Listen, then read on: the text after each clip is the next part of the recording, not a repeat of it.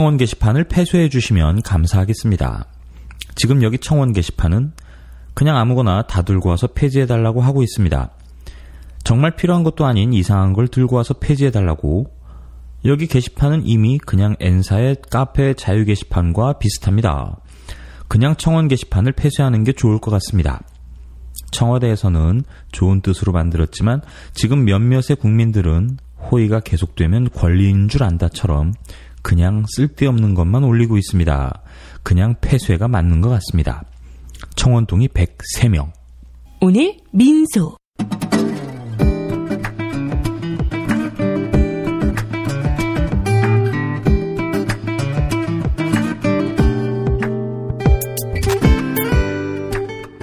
오늘은 청와대 국민청원 및 제안 코너 말씀을 드려볼까요?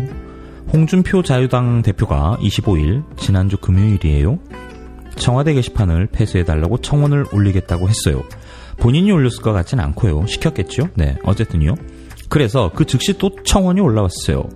홍준표 아가리부터 폐쇄해주세요. 느낌표. 홍준표가 청와대 국민청원 게시판을 폐쇄해달라고 청원을 하였는데 청와대 국민청원 게시판 폐쇄하기 전에 먼저 더러운 홍준표 아가리부터 폐쇄해주세요. 청원 동의 22,200명, 홍준표 103명. 이런 게 민심이죠. 자유당 만세! 홍준표 만세! 이 프로그램은 방송통신심의위원회 심의 규정을 준수하지 않습니다. 전에 남북정상회담 때요. 메인 프레스 센터에서 우리 정치시 팀장하고 녹음을 한번 같이 한 적이 있어요. 오늘 민소 아직 아주 초반이라서요. 잘 모르실 텐데 최지연 기자라고요. 후배입니다. 이 국민청원 게시판 가지고요. 브리핑을 한번 저한테 해준 적이 있어요. 엄청난 일감 때문에 청와대가 죽을 맛이라고요. 하긴 뭐 그렇기도 합니다. 기자들 중에는 누군가 이 청원 게시판을 들여다보면서요. 무슨 청원이 올라오나 아예 모니터링을 하고 있기도 하고요. 또 기사가 나면 청원이 뻥 는다는 거죠. 사실 뭐 언론이 그런 역할을 하는 거니까요. 물론 가끔 트럼프 탄핵해주세요 같은 아주 황당한 청원이 올라오기도 합니다. 네, 그래도 그 정도는 구별할 수 있잖아요. 어린애들이 올린 말도 안 되는 글일 거라고 생각되지만 한편으로 이렇게 생각을 해보시면 어떨까요? 우리 자라나는 새싹들이 청와대에 직접 글을 올려서 내가 쓴 글이 대통령이 볼 거야 라고 생각하지 않겠습니까? 비록 서투르고 말도 안 되는 청원이지만 미래 유권자들이 자기 생각을 또박또박 대통령과 국민들에게 전달하는 어떤 교훈이랄까요? 그런 긍정적인 면도 있는 것 같고요. 홍준표 자유당 대표처럼 조용한 게 좋은 거다. 가만히 있어라. 국민들이 왜 나섬? 이러면서 청와대 게시판을 없애달라는 쓸데없는 청원을 올리기도 합니다. 차라리 트럼프 탄핵해주세요가 훨씬 낫지 않나요? 위트도 있고요. 똑똑한 국민은 싫어라 하는 자유당 대표. 네, 저도 동의해야겠습니다. 홍준표 아가리부터 폐쇄해주세요. 어제 성균관대 특강을 갔어요. 우리 홍 반장님이요. 홍 반장은 기자들이 부르는 홍준표 애칭인데요. 요즘은 홍 대표라고 더 많이 부르네요. 풀영상에는 이렇게 나와요. 경상도 말에 반대만 하는 사람들을 빨갱이라고 부른다고요. 네, 그래서 학생이 물어봅니다. 반대만 하는 사람이 빨갱이 맞나? 그럼 빨갱이 안 되시려면 문재인 대통령 칭찬 하나만 해주라. 답변은 직접 들어보시죠. 창원에는 빨갱이 많다. 우리가 경상도 말에 반대만 하는 사람을 빨갱이 같다고 그럽니다.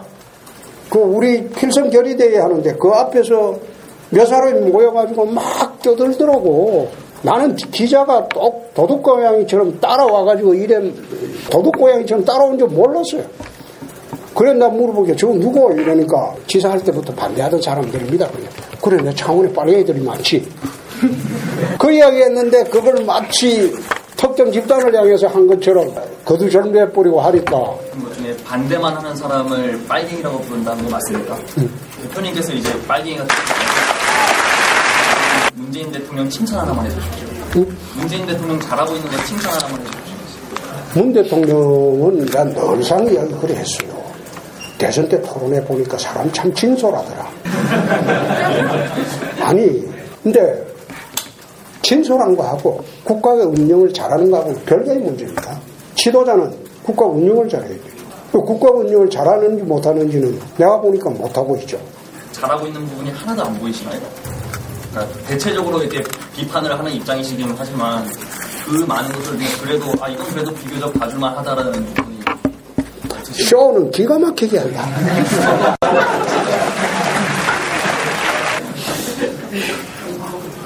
쇼는 기가 막히게 한다. 모든 것이 지금 쇼로 비추지. 판문점에서 조용필이 불러갖고 노래하고 생쇼하는 거 보세요. 그게 생쇼할 자리입니까? 쇼는 기가 막히게 한다.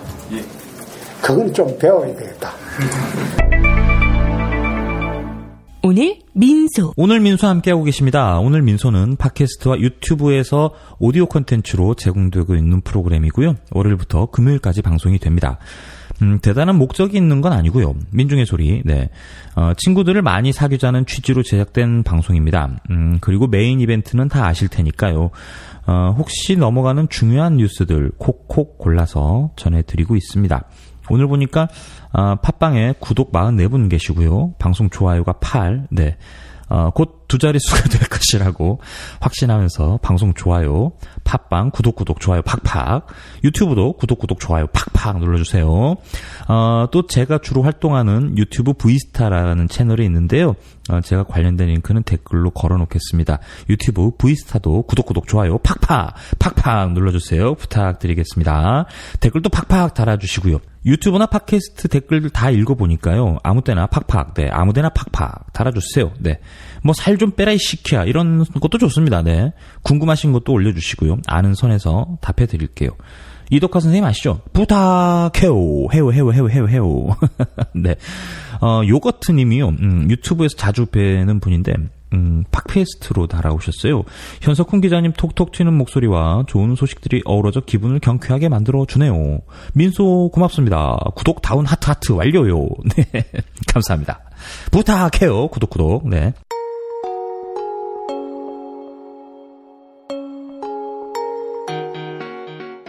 오늘 민소.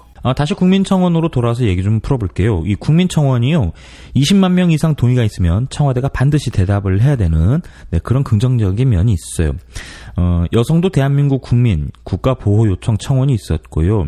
여기에 이철승 경찰청장이 나와서 답변을 합니다. 이런 게 아주 긍정적인 면이죠. 경찰은 수직적인 조직체계라서요, 청장이 한마디 하면 곧바로 실행하게끔 되어 있습니다. 문서도 남고요. 좀 폐쇄적이긴 한데요. 청와대가 까라면 까야죠. 네, 이런 게 긍정적인 측면입니다. 여성을 보호해달라고 경찰청장에게 국민이 직접 건의할 채널이 없잖아요. 그죠? 몰래카메라 범죄 처벌 강화 청원도 있네요. 한 달 안에 20만 명을 가뿐히 넘겼습니다. 네. 또 얼마 전에 시끄러웠던 택배 이야기 아시죠? 이게 국민청원에도 올라왔었어요. 다산 신도시 설계가 잘못돼가지고요, 택배 차량이 아파트 단지 안으로 진입하지 못하는 일이 생겼잖아요. 탑차니까 차고가 높아서 말이죠. 왜 아실 텐데 택배 기사들이 단지 내로 택배 배달 못한다고 난리 났던 동네 말이죠. 네. 이게 국토부가 중재안을 냈었어요. 실버 택배를 도입해서 배달하겠다. 중재안을 냈는데 처음엔 저도 뭐 그럴 수 있다 생각했습니다. 그런데 뭐 단지 내에 택배 하차장 만들고요, 노인이 가가호호 방문하는 식으로 뭐 괜찮은 아이디어다 생각을 했었어요. 뭐 그 종 폐지 줍는 것보다 훨씬 낫잖아요. 네. 그런데 여기 청원이 올라왔어요. 왜 특정 지역에 국민 세금을 쓰느냐 말이죠. 네. 놀랐습니다. 뜻밖이었어요. 네. 실버 택배. 저는 개인적으로요, 깊게 생각은 안 해봤고, 노인들 폐지 줍는 것보다 차라리 낫지 않냐, 일자리도 있고, 뭐, 그랬었는데, 특정 지역에 국민 세금을 쓴다? 이것도 이러면 이야기가 달라집니다. 취지는 나쁘지 않은데요. 이게 선례가 되어버리면 우후죽순 유사사례들이 마구마구 폭증하거든요. 세금을 그렇게 쓰면 안 되는 거죠. 네. 그러니까 실버 택배 기사 관련 비용 전액 다산 신도시 입주민들의 관리 비용으로 충당돼야 되며 공적 자금이 단 1원도 투입돼서는 안 됩니다. 이 조치의 즉각적인 철회를 청원합니다. 네, 청원이 올라왔어요. 한 달 만에 30만 명이 서명했습니다. 김현미 국토부 장관이 나왔는데요. 요거는 짧으니까 직접 한번 들어보시죠.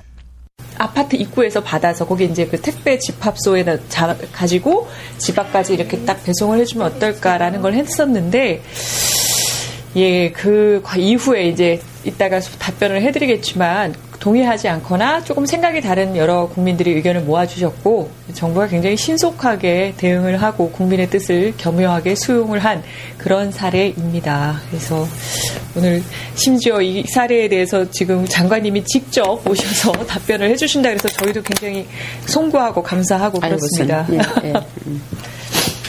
혹시 어색하시죠? 인스타그램 안 해보셔서. 댓글에 보면 장관님 앞으로 엄청 바빠지실 것 같다. 반갑다. 아유, 나와주셔서 반갑습니다. 감사하다. 이런 말들이 올라오고 있습니다. 뭐 앞으로 이제 큰 일을 하게 되면 좋겠고요. 근데 그건 그거고 이제 우리 부가 하는 일이 굉장히 많은데 그 중에 이제 교통 관련해서 물류 분야가 있습니다. 그런데 물류 분야는 여러분들 뭐 아시겠지만 큰 화물 트럭에서부터 작은 생활 택배까지 굉장히 양도 많고 일도 많은데 우리 부 직원들이 제일 힘들어하는 일입니다. 근데 서로 가기 싫어하는 부서이기도 하고 그런데 이번 물류팀들이 굉장히 의욕이 많은 분들이 지금 물류국장, 과장 맡아서 했습니다. 사실 이 문제도 어떻게 보면 우리 직원들이 굉장히 의욕적으로 이걸 한번 풀어보겠다 일상의 문제를 그랬다가 약간 그 국민들의 눈높이에 맞지 않아가지고 이런 사단이 벌어지긴 했었는데 이런 생활의 문제를 풀어보겠다고 하는 그런 의지에서 출발했었다 하고 이런 의지들은 앞으로 정책을 하는 데 있어서도 계속 지속해 나가겠다 이런 말씀을 드릴 수 있겠네요. 네. 10초 후에 시작을 하고요. 네. 그 다음부터는 이제 예를 봐야 돼요. 카메라를 봐주시면 됩니다. 철도 연결 잘 부탁드립니다. 네. 벌써부터 북미관계가 잘 되기를. 예, 안녕하세요. 11시 50분 청와대입니다. 저는 뉴미디어 비서관 정혜승입니다. 오늘 11시 50분에서는 다산 신도시 실버 택배 비용은 입주민들의 관리비를 충당해야 된다.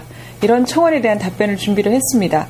네, 특별히 모셨습니다. 저희 김현미 국토교통부 장관님. 안녕하세요. 네, 안녕하세요. 현안이 많아서 못 나오실 줄 알았습니다.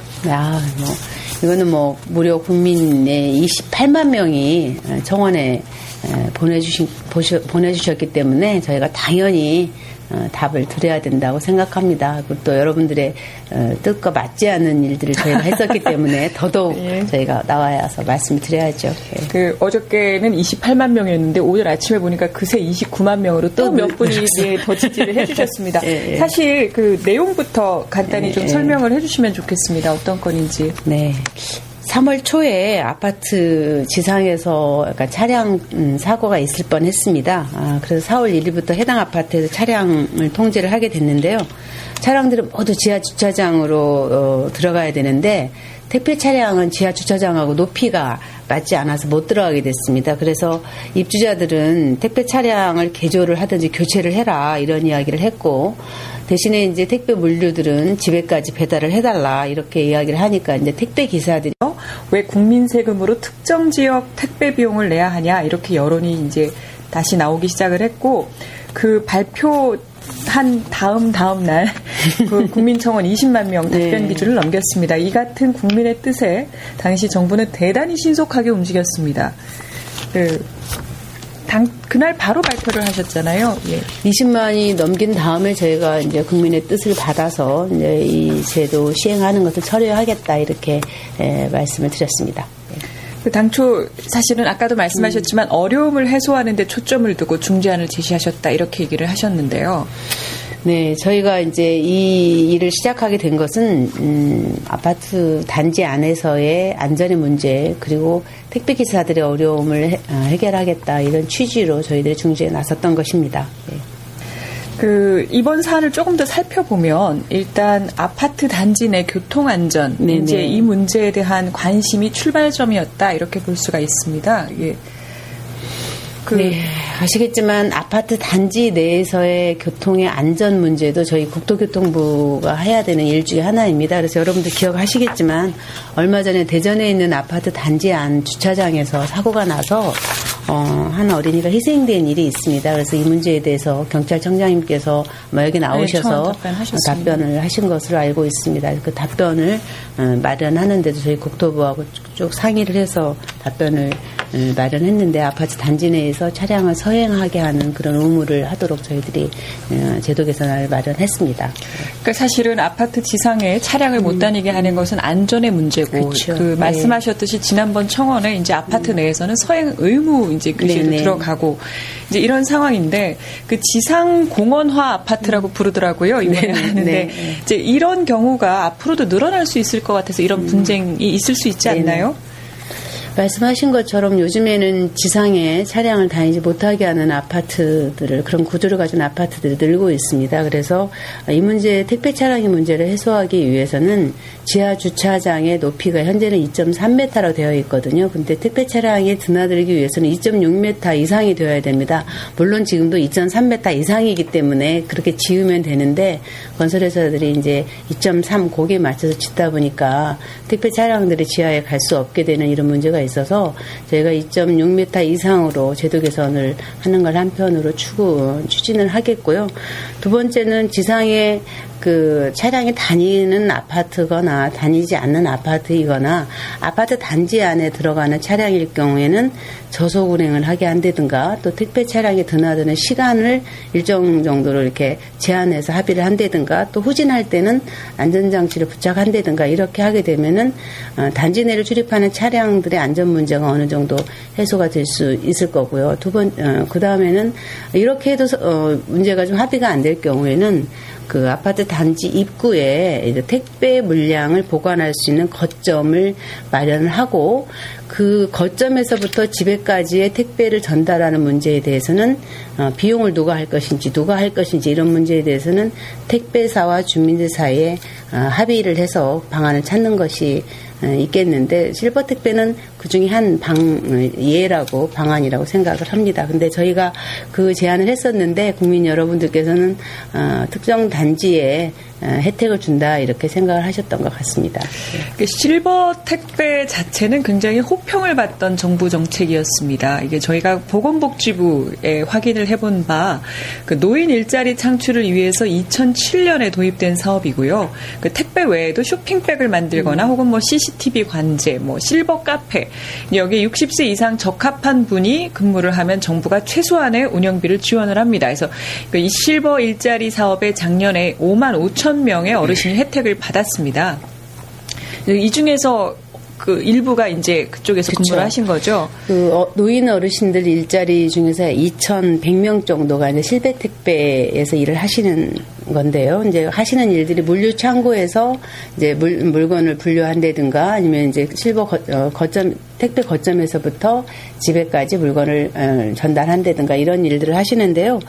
약간 좀 오해가 있었던 거는 이걸 전부 다 이 비용을 정부가 준다 이렇게 생각하시는데, 한 53만 원 정도 어르신들이 받으시는데, 정부에서 지원하는 거는 10만 원에서 20만 원 정도니까 40만 원 이상은 그 택배회사가 부담을 하는 겁니다. 그래서 약간, 그런데 이제 이 제도가 실상은 현지에서 노인 어르신들이 굉장히 좋아하는 일자리입니다. 이제 다니니까 건강에도 좋고, 또, 택배를 받으시는 그런 분들한테는 어르신들이 주기 때문에 좀 안심하고 받을 수 있다. 그래서 되게 이제 호응이 좋은 제도인데, 이번에처럼, 특정 지역에 혜택을 주는 게 아니냐 이렇게 생각하시는 분도 있기 때문에, 이 제도는 그 투명성, 공정성 이런 것들을 가지고 제도가 운영될 수 있도록 앞으로 보건복지부, 관장하는 데는 보건복지부거든요. 그래서 관장하는 보건복지하고 함께 상의해서 저희가 개선책을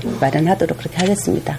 운영 기준만 잘 협의가 된다면, 그렇죠. 지금 뭐 새로 짓는 아파트야 해결을 할 수 있다 그러지만 기존 아파트에 대해서는 어쨌든 대책이 필요하기 때문에, 그렇죠. 그 방안을 잘 협의를 해봐야 될 것 같고요. 사실 그 이번에 널리 알려진 사실 중에 하나가 택배 기사님들의 근무 여건이 너무 열악하다. 그 아파트에서는 이제 그러니까 그 높이가 낮은 차로 바꿔라. 차량을 바꾸거나 이제 차량을 바꾼다는 거는 택배 적재함 규모가 사이즈가 줄어드는 건데 높이가 낮게 하는 거죠. 네. 그렇게 하면은 택배 기사님들이 너무 힘들다고 하시는 거예요. 근데 저희가 생각했던 것보다 굉장히 어렵구나 이분들이. 그래서 이제 그 수백만 원의 차량 개조 비용도 부담이 되고 그다음에 이제 소득 감소로 이어지는 이런 대책은 수용하기 어렵다라고 하면서 저희가 일단 택배 산업에 대해서도 기사님들 사정에 대해서도 이번에 좀 많이 보게 됐습니다. 그러니까 택배 차량의 높이를 작게 하면 아무래도 차량이 적기 때문에 물건을 적게 실어서 택배 기사님들 수입이 주는 것도 사실이고요. 그거보다 더 큰 문제는 이 차량의 높이가 낮기 때문에 거기서 일을 하는 택배 아저씨들이 허리를 펴고 물건을 이렇게 할 수가 없으니까 쭈그리고 있어야 되고 무릎을 굽혀야 되니까 굉장히 힘이 듭니다. 그래서 이분들이 도저히 이제 우리는 그런 차량에서 일을 할 수 없다. 근데 저희들도 택배 기사님들 그런 고충에 충분히 공감을 할 수가 있습니다. 그래서 앞으로의 방향은 이 층고는 높이는 유지를 시켜주는 것이 맞겠다 생각이 들어서 지하 주차장의 높이를 올리는 방향으로 하는 것이 옳지 않나 이렇게 생각을 합니다. 그리고 이 말씀하셨듯이 택배 기사님들이 굉장히 지금 그 일하는 구조도 복잡하고 상황이 열악해서 택배 요금이라든가 기사들의 수수료를 신고하게 하고 수익 구조를 좀 투명하게 하는 것들 이런 것들을 저희들이 제도 개선책을 좀 마련하려고 하고요. 또 택배를 자동으로 분배하는 시설이라든가 자동으로 하역하는 그런 시설들이 택배기사들의 노동 강도를 줄일 수가 있거든요. 그래서 이런 문제에 대해서 저희들이 어떻게 하면 개선할 수 있을지에 대해서 지금 R&D를 하고 있습니다. 그래서 연구용이 끝나고 나면 새로운 기술을 좀 만들어내게 되면 택배기사들이 조금 더 수월하게 일을 할 수 있지 않을까 이렇게 생각을 합니다. 이게 사실 택배가 국민 생활과 매우 밀접한 산업이고요. 누구나 쓰는 저도 매번 보기는 하는데 이제 이런 산업에 대해서 혹은 종사자 처우 문제에 대해서 정부가 체계적으로 좀 들여다보고 관심을 갖는다라는 것도 의미가 있을 것 같습니다. 2004년도에 택배 물량이 1년에 한 4억 개 정도였답니다. 그런데 2017년 작년에 23억 개가 됐습니다. 그러니까 어마어마한 물량이어서 1년에 국민 한 사람당 40개 정도의 택배를 주고받는다고 하니까요. 뭐 이제는 이 택배가 생활 물류라고 해가지고 우리 물류 시장에서 차지하는 그 비중이라든가 이런 게 굉장히 커졌습니다. 그래서 어떻게 보면 정부가 과거에 이제 물류라 그러면 뭐 컨테이너 트럭 큰 거 이동하는 거 이런 거에 관심을 많이 가졌다면은 이제는 좀 그 시야를 좀 넓혀가지고 큰 물류뿐만 아니라 이런 생활에 있는 작은 물류 시장에도 이제 관심을 좀 가져야 되는데 지금까지 정부가 좀 그런 면에 소홀했었던 건 사실인 것 같습니다. 그래서 앞으로는 이런 생활 물류 시장에 있어서 구조의 문제라든가 택배 기사 아저씨들의 처우의 문제라든가 또 이것을 국민들이 보다 편리하고 안심하고 쓸 수 있는 이런 시스템을 만드는 것들 이런 것들에 좀 더 관심을 가지고 제도를 챙겨보도록 그렇게 하겠습니다. 네. 그 말씀하신 대로 산업의 성장 속도를 제도의 성장 속도가 못 따라가는 경우가 있고 그 차이를 줄여나는 것이 이제 정책 전반에 필요한 것 같습니다. 어쨌든 바쁘신 와중에 어저께 우리 장관님은 세종시에서 여수 갔다가 광주 들려서 또 이렇게 전국을 누비면서 어제도 아마 물류였죠. 어제는 이제 큰 화물 물류하시는 분들 이번에 그 운임제도가 국회에서 바뀌었거든요. 그래서 그거 관련해서 안전운임제 도입과 관련한 화물 운송 기사들의 안전운행 결의대회 이런 걸 여수 화물 물류 단체에서 가졌습니다. 네, 현장에서 그것도 챙겨주시고 이렇게 또 택배 산업도 챙겨주시고 또 국민청원 답변까지 챙겨주셔서 감사합니다. 네, 아무튼 국민 여러분들을 한 번에 마음에 들게 하지 못해서 죄송하고요. 앞으로 걱정하시는 일이 없도록 더 열심히 잘 챙기도록 하겠습니다. 고맙습니다. 예, 오늘 김현미 국토교통부 장관님 모시고 다산 신도시의 택배 관련된 청원 답변 드렸습니다. 저희는 오늘 여기서 인사를 드리겠습니다. 고맙습니다. 네, 감사합니다.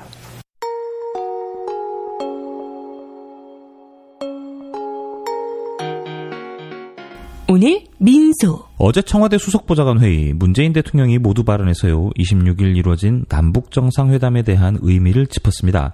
정기적인 회담 사이에 긴급한 필요가 있을 경우 이번처럼 쉽게 연락하고 쉽게 만날 수 있는 실무적인 회담이 필요하다고 강조했는데요. 5월 28일 수석보좌관 회의 모두 발언 함께 하시죠. 배경음악은 제가 친 건 아니고요. 민원을 넣을까요? 부금치지 말아달라고요. 네. 뭐 제가 찍은 게 아니니까요. 너그러이 양해 바랍니다. 요즘 대통령 관련한 덕질을 하시는 분들이 너무 많아요. 남북 정상회담에서 무엇보다 의미가 컸던 것은 긴급한 현안을 논의하기 위해 번잡한 절차와 형식을 생략하고 일상적인 만남처럼 쉽게 연락하고 쉽게 약속하고 쉽게 만났다는 사실입니다.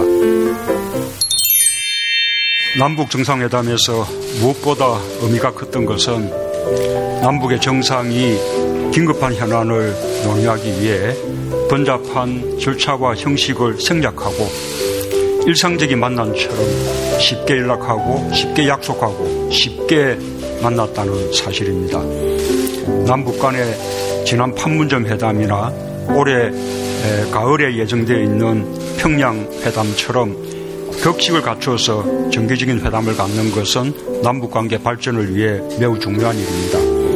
그에 더해 정기적인 회담 사이에라도 긴급한 필요가 있을 경우 이번처럼 판문점 남측 지역과 북측 지역을 번갈아 오가며 실무적인 회담을 수시로 할 수 있다면 남북관계의 빠른 발전을 더욱 촉진할 수 있을 것입니다. 앞으로도 유사한 회담 방식이 있을 수 있다는 것을 염두에 두고 유사시 대통령 직무대행이나 군 통수권 등의 공백을 막기 위한 사전 준비, 또 군수뇌부와 NSC 상임위원들의 비상대기 등 필요한 조치들과 취재진의 균형을 갖추는 문제, 또 관련국들에 대한 사전 및 사후 통지 방안 등을 미리 잘 강구해 주시기 바랍니다. 금년도 1사분기 경제성장률이 전기 대비 1.1% 성장하고 가계소득이 전년 동기 대비 3.7% 증가하는 등 전반적인 경제 상황이 개선되고 있습니다. 반면 일자리 증가 속도가 둔화되고 하위 20%의 가계소득이 감소하면서 소득 분배가 악화되었다는 통계가 발표되기도 했습니다. 경제에 관한 거시지표와 국민들의 체감 사이에 큰 간극이 있을 수 있다는 뜻입니다. 일자리 창출과 소득주도 성장이라는 정부의 정책 기조가 제대로 가고 있는지 점검이 필요한 상황입니다. 물론 일자리 정책과 소득주도 성장 정책의 성과가 국민 실생활에서 구현되는 데에는 시간이 필요할 것입니다. 또한 경제정책은 긴 호흡이 필요하므로 단기적인 성과에 내달리는 것은 바람직하지 못합니다. 그러나 일자리와 소득의 양극화 완화에 긍정적인 방향으로 가고 있는지에 대해 국민들의 공감을 얻어나가는 것은 매우 중요한 일입니다. 최저임금 인상에 따른 일자리 안정자금 집행, 청년 일자리 추경, 노사정 사회적 대타협 등 금년도 경제정책의 큰 방향을 흔들림 없이 추진해 주기 바랍니다. 아울러 경제성장의 혜택으로부터 소외된 저소득 국민들에 대한 정책을 강화해 주기 바랍니다. 우선 급속한 고령화에 따른 고령, 무직, 저소득 가구의 생활 안정이 시급합니다. 이분들의 생활은 기본적으로 국가가 나서서 도와야 합니다. 기초생활보장제도 개선과 노후소득 보장 정책들을 다시 한번 점검해 주기 바랍니다. 기초연금 수급자와 어르신들을 위한 일자리 확대 지원도 더욱 강화되어야 할 것입니다. 또한 최저임금 사각지대 해소, 근로장려금 지급 등을 통해 근로빈곤 계층을 줄이는 데 정책 역량을 집중해야 할 것입니다. 실패한 자영업자들의 재기를 돕는 사회 안전망 강화와 재취업 지원 정책에 대해서도 종합 점검해 주기 바랍니다. 내일 긴급 경제점검회의에서는 대책을 급하게 마련하는 것보다 경제 현실을 정확하게 점검하고 그 점검을 다 함께 공유하는 데 주력해 주기 바랍니다. 감사합니다.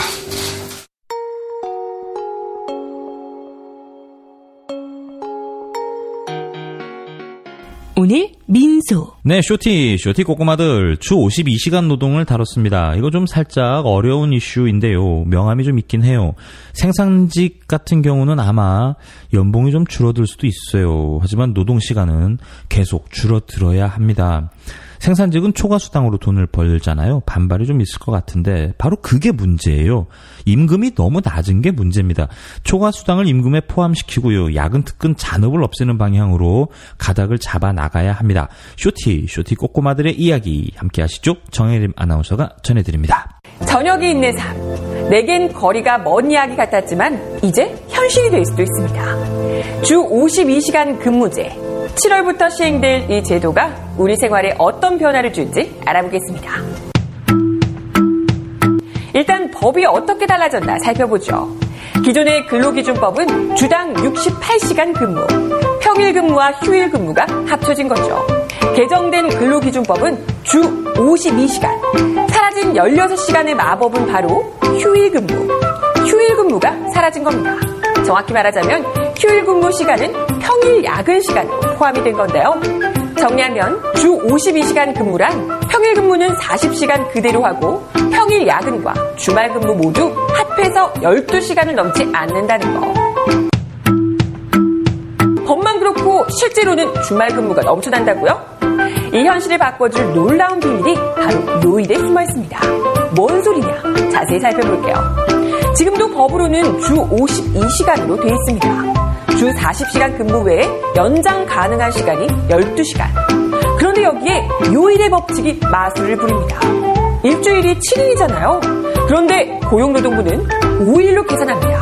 주 5일제 근무. 즉 5일 동안 40시간 근무한다는 거죠. 여기에 연장 가능 시간을 더하면 5일간 무려 52시간. 그리고 주말 이틀 동안에는 16시간 노동이 추가로 인정돼요. 결국 일주일간 68시간이나 근무하는 게 합법이 돼버린 현실. 요걸 바꿔보자고 한 게 이번 개정 법안이에요. 요일의 꼼수를 없애고 정상화하자. 주 7일로 계산해서 연장 근무는 12시간만 가능. 그래서 평일과 주말 모두 합쳐서 12시간만 초과 근무할 수 있다는 거. 초과 근무가 줄어든 만큼 저녁 있는 삶에도 가까워지겠죠? 그런데 그게 꼭 법대로 지켜지겠어? 법과 현실의 간극은 크죠. 하지만 이번 법 개정으로 52시간 이상 일을 시킨 사업주는 처벌을 받게 됩니다. 노사가 합의했다고 해도 안 돼요. 2년 이하 징역 아니면 1,000만 원 이하 벌금에 처해질 수 있습니다. 5인 이상 사업장이면 모두 다 해당됩니다. 물론 예외도 있어요. 병원처럼 24시간 돌아가야 하는 곳처럼 이런 곳을 근로시간 특례 업종이라고 불러요. 병원과 같은 보건업과 택배 같은 운송업이 해당됩니다. 운송업이라고 해도 시내버스와 같은 대중교통은 제외되고요. 이 업종에 해당되는 분들이 102만 명 정도 된다네요. 그럼 이 법안은 언제부터 시행될까요? 한꺼번에 하기에는 기업의 무리가 따르니까 순차적으로 진행됩니다. 사업장 크기에 따라 달라지는데요. 우선 300명 이상 사업장은 올해 7월부터 실시하고요. 50명 이상, 300명 미만은 1년 반 뒤, 5명 이상, 50명 미만 기업은 3년 뒤부터 적용이 됩니다. 그럼 5인 미만의 영세사업장은 근로기준법 적용을 안 받아서 노동시간 단축 대상이 아닙니다. 마지막으로 중요한 휴일 근로수당은 어떻게 될까요? 이번 개정안 중 갈등이 가장 팽팽했던 부분인데요. 노동계는 휴일수당과 연장수당을 더해서 평일 임금의 2배를 달라고 했어요. 하지만 아쉽게도 8시간 초과 근무를 할 때만 2배를 주기로 결정했습니다. 8시간 이하 근무의 경우에는 1.5배만 받게 됐죠. 이렇게 되면 초과 근무와 특근 수당의 비율이 높은 직종은 타격이 크겠죠. 바로 제조업과 생산직. 노동시간이 줄어들면서 이분들의 임금이 줄어들어 아쉽습니다. 그럼에도 이번 노동시간의 단축은 의미가 있습니다. OECD 국가 중 가장 많이 일하는 나라 2등. 과로사회에서 저녁이 있는 삶으로 바뀌기 위한 첫 발을 뗀 거니까요. 제도가 안착되고 사회인식이 바뀔 때까지는 꽤 오랜 시간이 걸리겠지만 모두가 행복한 세상을 꿈꿔봅니다.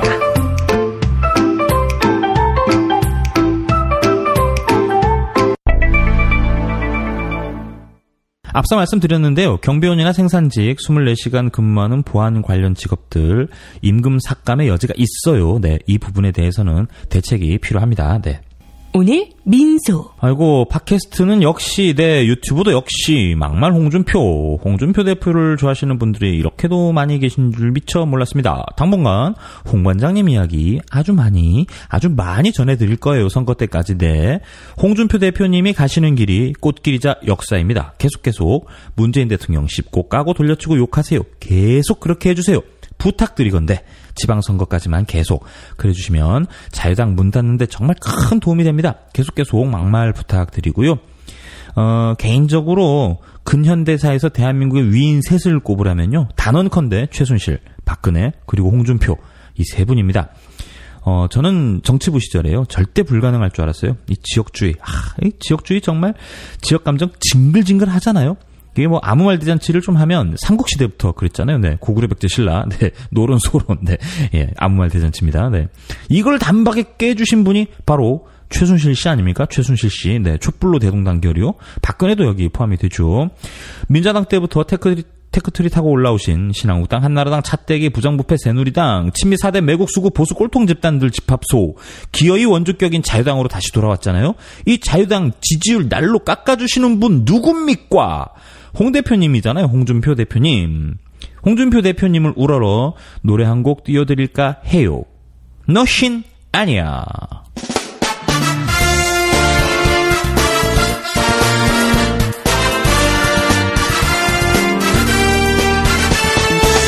그래 너희들이 말하는 대로 대통령은 물러나야 할지도 몰라. 이가 친척 측근 가리지 않고 검은 돈 받아 챙겼을지도 모르지. 노동자 농민은 죽음으로 외치고 서민은 카드비 때문에 목을 매는 이대 같은 세상 거꾸로 된 이 나라 누군가는 바로 잡아야 하겠지만 그래도 너흰 아니야. 너흰 아니야. 너흰 나라를 걱정할 자격 없어. 채권의 사과 상자에 이제는 아예 트럭에 차뜨기로 갈지 않은 조폭들. 그래서 너흰 아니야. 너흰 아니야. 제발 너흰 나라 걱정 좀 하지마. 너희만 삥 안 뜯어도 경제는 살아날 거야. 너희들은 아니야.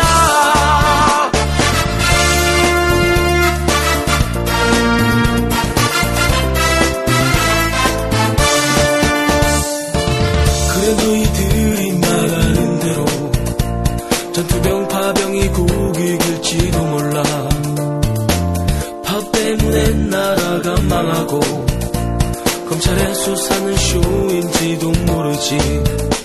시대가 바뀌어도 북한은 적이고 미국은 죽었다 깨도 혈맹이라는 너희들의 막말 너희들의 헛소리 천만 번 양보해 옳다고 하여도 그래도 너희 아니야.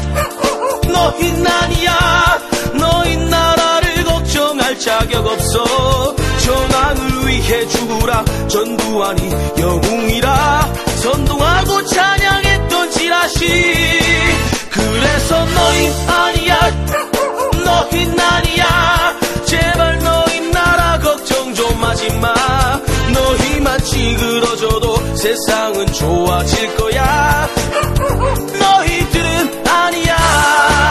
그래도 너희 아니야.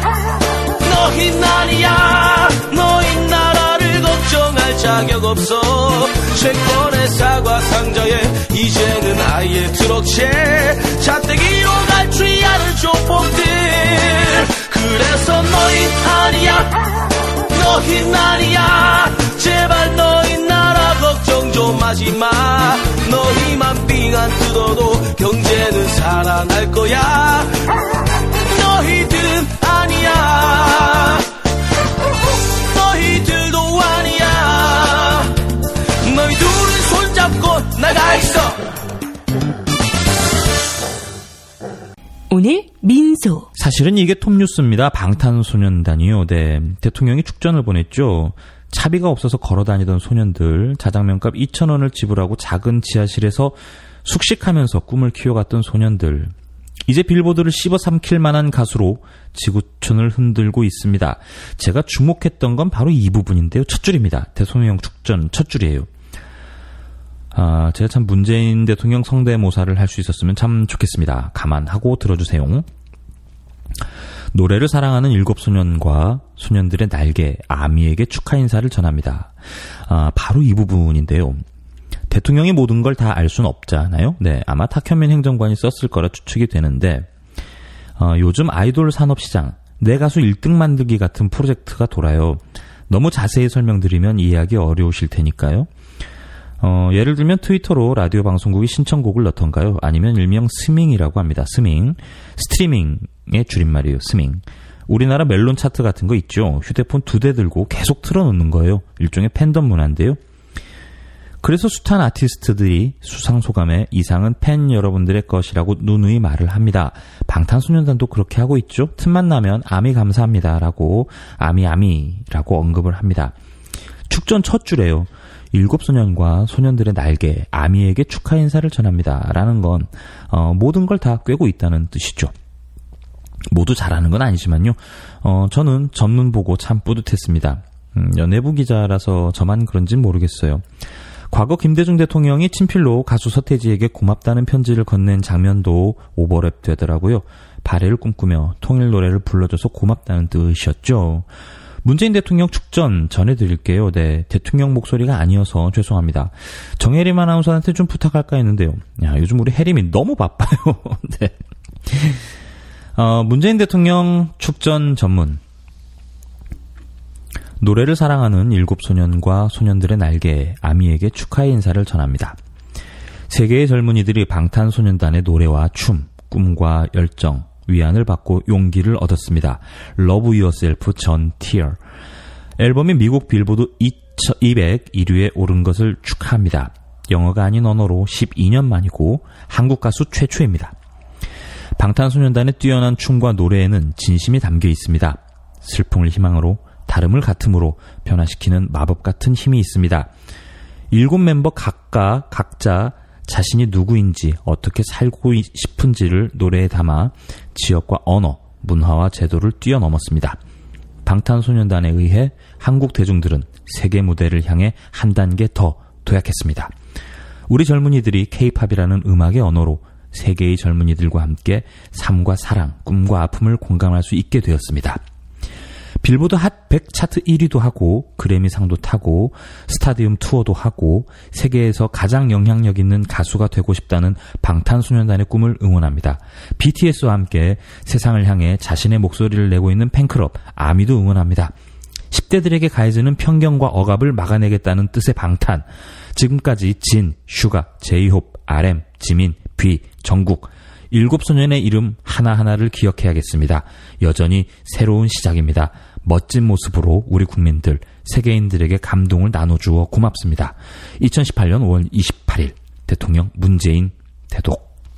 오늘 민소. 김대중 대통령 편지도 찾아봤습니다. 이건 좀 긴데요. 집중해서 한번 전해드려 볼게요. 상당히 오래전부터 나는 매우 난처한 입장에 놓여 있습니다.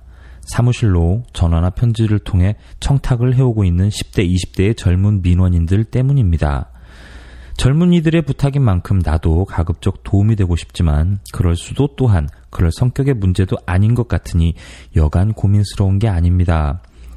청탁의 요지는 1996년 벽두에 은퇴해 팬들에게 충격을 주었던 대중가수 서태지 씨가 무대에 복귀하도록 내가 나서서 영향력을 행사해달라는 것입니다.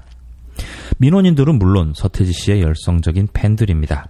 아마도 대중가수 중 서태지 씨를 각별하게 좋아한다고 내가 TV에서 답변했던 것이 계기였던 것 같습니다. 컴퓨터 프로그래머를 하고 있다는 어느 청년은 서태지와 내가 고졸 출신자들의 희망이라는 공통점이 있어서 특별히 부탁하는 것이라고 편지에 밝혔지만 젊은이들이 도대체 얼마나 간절히 그의 복귀를 소망했으면 나 같은 정치인에게까지 부탁을 해왔겠습니까? 일견 부럽지 않을 수 없었습니다. 그럼에도 불구하고 나는 이 요청을 들어줄 수 없을 것 같습니다. 그만한 능력이 내게는 없기 때문입니다. 아무리 손잡벌의 나이라지만 내가 나설 만한 성질의 일도 아니고 또 내가 나서봤자 뭐 뾰족한 수가 있는 것도 아닙니다. 그리고 엄연한 대중예술인이 자기 결단인 만큼 그것은 그것대로 존중되어야 된다고 나는 생각합니다. 팬의 한 사람으로서 나 역시 아쉬운 것이 사실이지만 말입니다. 그런데 이야기를 들어보니 서태지 씨를 좋아하는 젊은이들, 특히 서태지 팬클럽은 여느 연예인 팬클럽과는 좀 다른 면모가 있는 것 같습니다. 서태지와 아이들 기념사업회란 이름으로 기념 공연을 열어온 것은 나도 그 행사에 초대된 적이 있었기에 익히 잘 알고 있었지만 이 모임이 올 봄에는 북한 청소년 돕기 운동을 대대적으로 벌였다는 소식은 나로서는 참 의외였습니다. 그것은 단순히 북한 청소년이 불쌍해서 도와야 한다는 차원이 아니라 북한 청소년들의 문화를 제대로 이해할 수 있는 계기로 삼자는 취지의 행사였다고 합니다. 그리고 이 모임은 서태지와 아이들이 보여준 자유와 도전 정신을 기리지 않은 목표를 가지고 서태지 씨의 부재에도 불구하고 뜻깊은 많은 활동을 벌여오고 있다고 생각합니다. 물론 앞서 행사는 서태지와 아이들의 노래 발해를 꿈꾸며의 영향이었다고 합니다. 내게는 참으로 각별한 감회를 안겨주는 대목이 아닐 수 없었습니다. 내가 서태지와 아이들의 관심을 갖게 된 계기 역시 노래 발해를 꿈꾸며였습니다. 영국에서 돌아와 아시아 태평양 평화재단 활동을 시작했던 1994년쯤으로 기억됩니다. 1990년대에 들어와 대두되기 시작한 신세대 문화에 대한 논란이 한창이었던 시점이었습니다. 당시 나는 기성세대의 일반인처럼 우리의 신세대 문화란 너무 물질적이고 감각적으로만 치우치는 것이 아닌가 하며 우려하고 있었습니다. 그리고 신세대 대중음악이라는 것도 솔직히 생경스럽게만 느껴져 혹시 외국의 저급 대중문화를 무비판적으로 수용한 국적 없는 노래들이 아닌가 하며 의구심을 갖고 있었습니다. 사실 표절 시비도 많았던 것 같고요. 그러던 차에 어느 날 잡지에선가 서태지 씨의 인터뷰를 보게 된 것입니다. 신문에서 청소년들이 통일 문제에 관심이 적고 오히려 통일이 되는 것을 바라지 않는다는 여론조사 결과를 보고 정말 이래서는 안 되겠다 싶어 발해를 꿈꾸며란 노래를 만들게 되었다는 내용이었습니다. 이름만 듣고 무슨 홍콩 영화배우 이름인가 생각하고 있었는데 알고 보니 참으로 기특하고 감사한 젊은이가 아닐 수 없었습니다. 당연히 나는 이들의 테이프를 서둘러 사서 들어보게 되었습니다. 대중음악에 대해서 내가 뭐 알겠습니까마는 나름대로는 열심히 분석해보면서 그 결과는 감동 그 자체였습니다. 우선 진정 나에겐 단 한 가지 내가 소망하는 게 있어. 갈려진 땅의 친구들을 언제쯤 볼 수 있을까. 망설일 시간에 우리를 잃어요로 시작되는 이 곡은 노랫말이 좋았습니다. 왠지 도포를 걸쳐야 자연스러울 것 같고 그만큼 신세대들에게는 거리감이 느껴졌을 민족 정서를 이들은 과감히 현실화, 실감화한 것이었습니다. 곡 자체도 아주 세련되고 박진감 넘치게 다가왔습니다. 물론 내가 뭐 알겠습니까마는 음악의 중간중간에 사설조로 읊조리는 것이 랩이라는 것도 이때 알았습니다. 주로 흑인 대중음악에서 많이 쓰이던 창법인데 이들이 한국화했다는 주변의 설명이었습니다. 그러고 보니 내가 좋아하는 우리 판소리와도 비슷한 일면이 있겠다는 생각이 들었습니다. 그리고 7, 80년대 민중가요에서 중요시한 가사정신과도 일맥상통한 부분이 있겠고요. 그런데 내가 차 안에서 가끔 들으며 참 재미있고 이채로운 신식 국악이구나 생각해오던 노래도 알고 보니 이 친구들의 노래 하여가였다고 비서가 귀뜸해주는 것이었습니다. 태평소 소리 한 자락이 시원스럽게 깔리면서 흥겹게 펼쳐지는 이 노래를 차 안에서 들으면 나는 왠지 하루 종일 기분이 좋고 활력이 있었습니다. 알고 보니 이들은 참 재능 있는 젊은이들이었습니다. 더욱이 서태지 씨는 음악을 하려는 뜻이 있어 대학에 가지 않았다고 당당히 밝혀 입시교육에 주눅들거나 패배한 많은 청소년들에게 용기를 주고 나와 같은 사람에게는 우리 교육 현실에 대한 경종을 울리는 역할도 자임하고 있었습니다. 이때부터 서태지 씨에 대한 나의 짝사랑은 가슴 깊숙이 자리 잡게 되었습니다. 그것은 한편으로 우리 신세대들에 대한 무한한 신뢰의 싹틈이기도 했습니다. 이러한 믿음이 밑바탕이 되어 이들의 4집 앨범 시대유감이 공윤심의에 걸려 어려움을 겪고 있을 때 나름대로 나는 국회 차원에서 노력을 하게 되었고, 그래서 이들을 은퇴 이후 서기회는 행사에 나를 초대했던 것입니다. 서기회는 서태지 기념사업회입니다. 그럼에도 뭘 모르는 기성세대들은 곧잘 이 친구들이 텔레비전을 망쳐놨다고 비난합니다.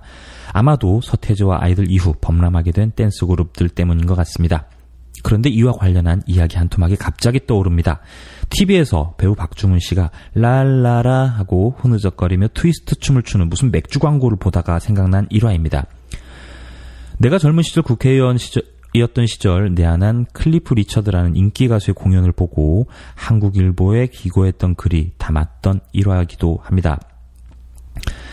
당시로는 대사건이었던 클리프 리처드의 공연이 근 20-30년 전의 일이니, 그러고 보면 그때 당시 기성세대의 비난을 받으며 열광했던 소녀들이 지금은 신세대 자녀들을 걱정하는 어머니 위치쯤 되었겠다는 생각도 듭니다. 세계 2차 대전에 프랑스에서 트위스트가 한참 유행했을 때 프랑스의 늙은 배우 장 마레는 트위스트는 춤이 아니라 야만인의 광태다. 25세 이상의 남녀들은 추지 못하도록 해야 한다면서 열을 올렸다고 합니다. 그러자 프랑스 젊은 여류 작가 프랑소 아즈 사강은 트위스트는 스텝이 간단하고 홀로 출 수 있을 뿐 아니라 거기에는 문명을 건너뛴 원시의 호흡이 있다라고 되받았다고 합니다. 요즘의 신세대들은 도저히 이해가 가지 않을 이야기겠지요. 세대 간에 항상 단절의 벽이 존재했다는 것을 보여주는 상징적인 이야기입니다.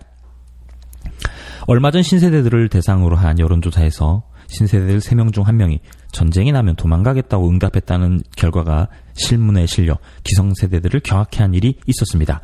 그리고 어느 명문대학 정외과 교수는 이승만과 김구는 한 클래스에서 고작 몇 명 정도만이 알고 연유형과 장준하를 아는 학생은 단 1명도 없었다라고 탄원했습니다. 솔직하고 개성 강하고 창의적인 우리의 신세대들이 어째서 그랬을까? 기성세대의 한 사람으로, 그리고 책임 많은 정치인으로서 나는 나부터가 많은 반성을 해야겠지만 나도 솔직히 우선은 암담하고 허탈했습니다. 그때 문득 서태지 씨가 떠올랐습니다. 참으로 아쉬웠습니다. 시대유감에 앞서 나 역시 서태지 부재유감이 먼저 찾아왔던 셈입니다. 서태지 씨 팬들의 요청에 달리 부응할 수 있는 방법이 뭐 없을까 고민하다가 다음과 같은 생각을 하게 됐습니다. 너무 자기적일지는 모르겠으나 발해를 꿈꾸며에 회답하는 신광개토 시대를 한시바삐 열어 민족사의 비전을 밝혀주는 것이 어떨까라고요. 아울러 신세대들의 예술적 창의가 만개하도록 지원은 하되 간섭은 하지 않으며 점점점점점. 대통령의 존경을 받는 가요계의 대통령 서태지.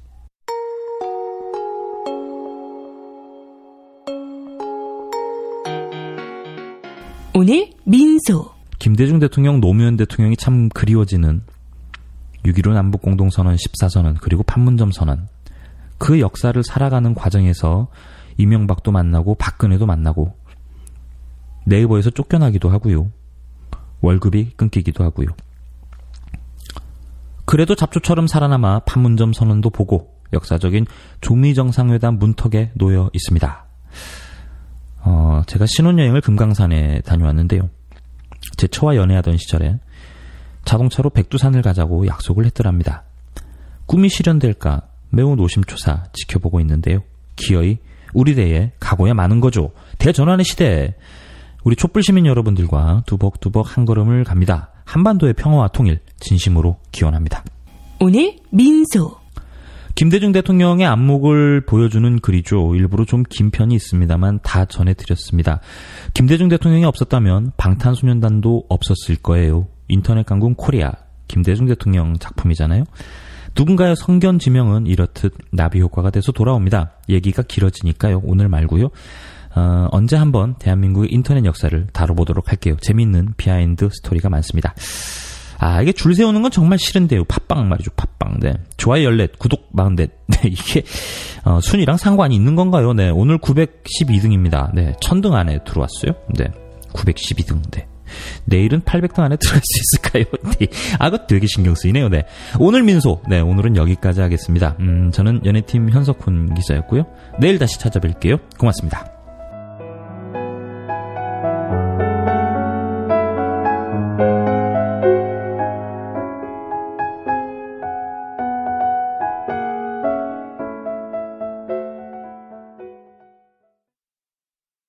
오늘 민소